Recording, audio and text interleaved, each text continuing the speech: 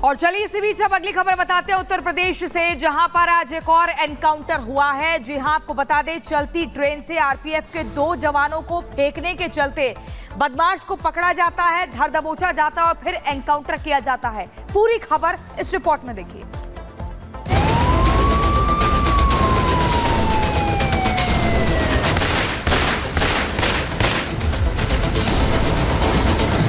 UP में बदमाशों के लिए सबसे बुरा दौर।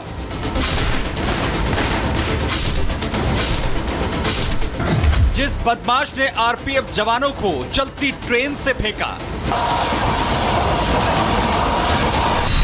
वो बदमाश जाहिद पुलिस एनकाउंटर में हुआ ढेर।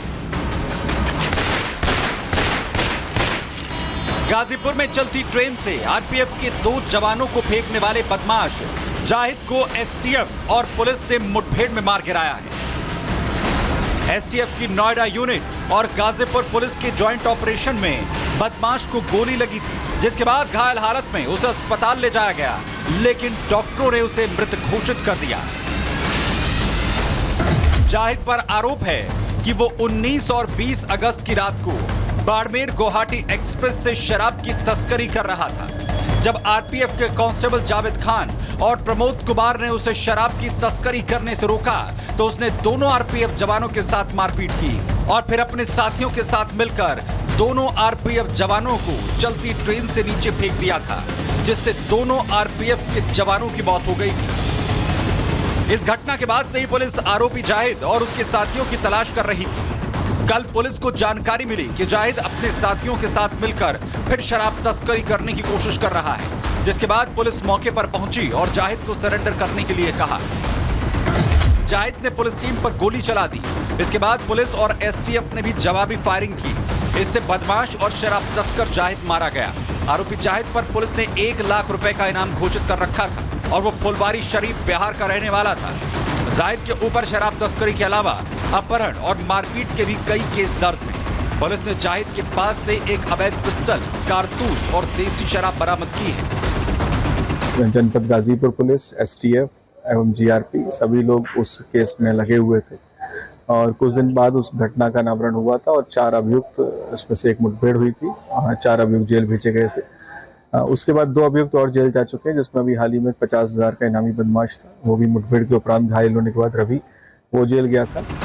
बता दें कि पुलिस को बीते दिनों आरपीएफ जवानों के 2 शव अलग अलग जगहों पर मिले थे, जिसके बाद गाजीपुर पुलिस और एसटीएफ हत्या की गुत्थी सुलझाने में जुटी थी। लंबी जांच पड़ताल के बाद ही आरोपियों का पता चल पाया था। मामले की जांच में इस बात का भी खुलासा हुआ कि आरोपी जाहिद के तार बिहार के शराब माफियाओं के साथ भी जुड़े हैं। वहीं पुलिस ने आरपीएफ जवानों के हत्याकांड में शामिल अब तक 6 शातिर बदमाशों को गिरफ्तार किया है। Bureau report, Republic Bharat.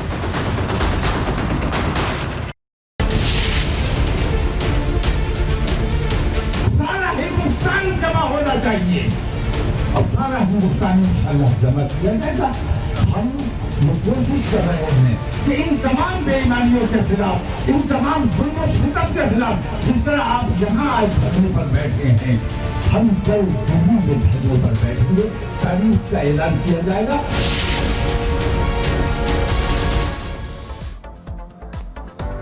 देश में हिंदू मुस्लिम भाईचारा बना हुआ है, लेकिन कुछ लोगों को ये रास नहीं आ रहा है, तभी तो इस तरीके के बयान दे रहे हैं। और उनमें से एक है तौकीर रजा, मौलाना तौकीर रजा, जो पिछले दिनों आरएसएस की तुलना आतंकी संगठन से करते नजर आए थे। अब उन्होंने एक और बयान दे दिया है और उन्होंने अपने बयान में कह दिया है, विशेष समुदाय को भड़काते हुए दूसरे धर्म के लोगों की हत्या करने की बात कह डाली है। क्या कुछ कहा है, आपको सुनाते हैं।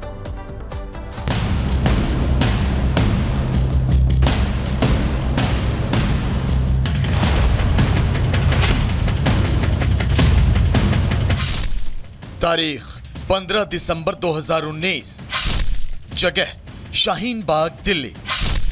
मकसद सड़क जाम करना, असर लाखों लोग परेशान।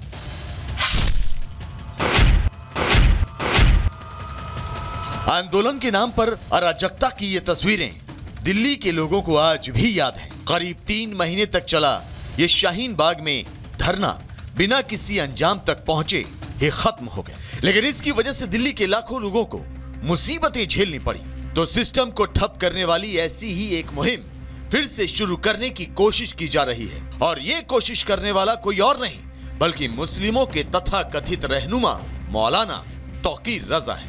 पैमाना छलक गया तो नताइज बहुत खराब हो सकते हैं, और उसके लिए जिम्मेदार हम नहीं है, क्योंकि हम बर्दाश्त कर रहे हैं, हम पर समझाए जा रहे हैं, बहन बेटियों के साथ जुल्म हो रहा है, लिंचिंग की जा रही है, हम कभी कोई रिएक्शन नहीं देते।